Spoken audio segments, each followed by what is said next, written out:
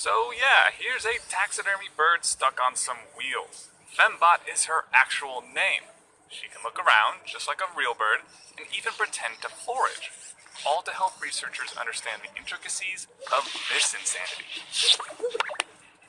Because it turns out, in order to truly study sage-grouse mating behavior, you've gotta get clever. Science biologist Gail Patricelli is the inventor of the Fembot. It's designed to mimic the behavior of a female sage-grouse, and it even comes equipped with a camera. This helps researchers get up close and personal with this extremely sensitive endangered species. We can have her tilt forward a little bit and peck at the ground. Obviously, if there was some grass there, she would look like she was pecking at the grass. It's weirdly realistic, because it has to be in order to trick male sage-grouse. Their mating grounds are called a lek. Think of it like an open-air bazaar. The males are the vendors and the females are the customers. Males want to sell themselves, but females are picky about what they buy. With the Fembot, Patricelli can tamper with this dynamic. We send the robot out and have her not looking particularly interested in the male. The male gets started courting her and investing in this courtship.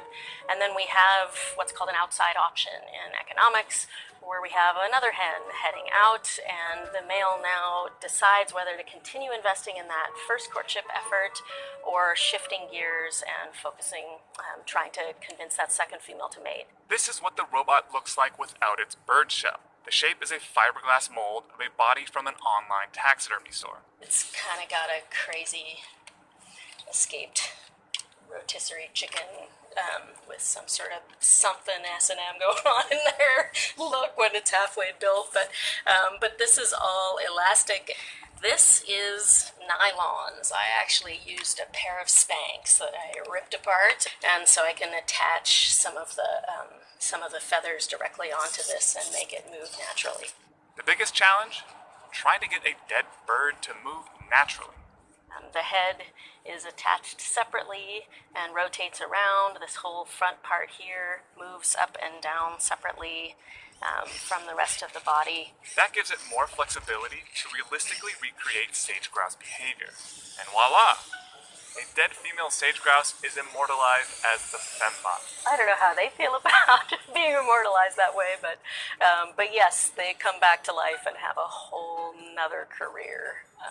Tempting males for science. They can move around and peck on the ground and look uninterested in mating anytime soon, or they can remain more upright, looking back and forth, looking like they're getting closer to being ready to mate.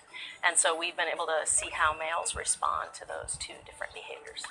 The first generation actually ran on tracks that Patricelli laid across the lek, but that came with challenges for the Fembot.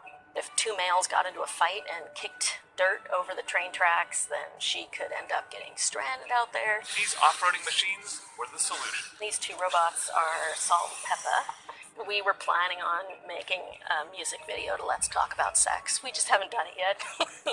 But one of them had slightly lighter plumage than the other, and we had grand plans we haven't really followed through on.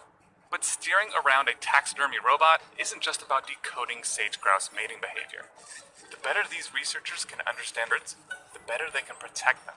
Over the last decade or so, they've been the focus of one of the biggest conservation efforts in U.S. history. The team has also studied how human-made sounds can disrupt the ritual on the lek.